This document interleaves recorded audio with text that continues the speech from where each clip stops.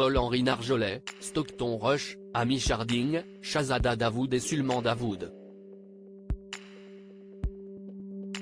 Tels sont les noms des 5 passagers qui ont perdu la vie à bord du sous-marin Titan, le 18 juin dernier, alors que ce dernier avait effectué sa descente dans l'océan Atlantique, pour explorer l'épave du Titanic. Depuis l'implosion de l'appareil, une enquête s'attelle à déterminer les causes exactes de la catastrophe, mais ce mercredi 5 juillet, le média L'Incidé a fait ressurgir des images pour le moins étonnantes, une vidéo promotionnelle publiée sur YouTube en 2018 par OceanGate, l'entreprise qui a fabriqué le submersible. Sur ces archives, on voit notamment le PDG de la firme, Stockton Rush, qui a péri avec le Titan, expliquer les rouages de la fabrication de son engin.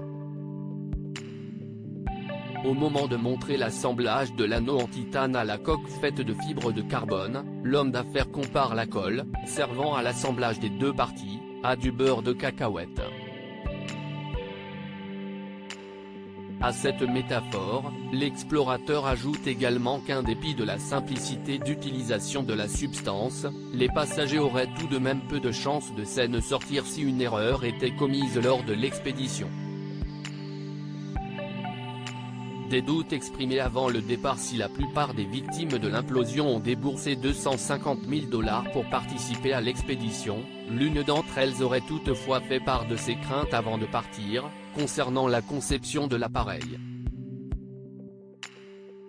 Il s'agit du Français Paul-Henri Nargeolet. Le 28 juin dernier, le magazine Le Nouveau Détective avait consacré plusieurs feuillets à cet homme, considéré comme le plus grand spécialiste au monde du Titanic.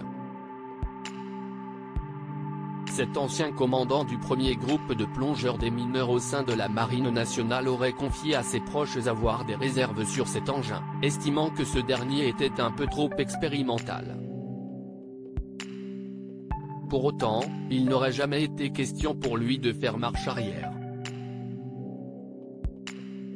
Le 24 juin, dans les colonnes de 20 minutes, la présidente de RMS Titanic, société américaine propriétaire des droits sur l'épave, avait confié, à chaque personne qui lui posait des questions sur la sécurité, l'explorateur répondait, quand vous êtes dans un sous-marin à cette profondeur, au moment où vous réalisez qu'il y a un problème, c'est trop tard. Article écrit en collaboration avec 6 médias. Crédit photo, OceanGate Expédition via Bestimage.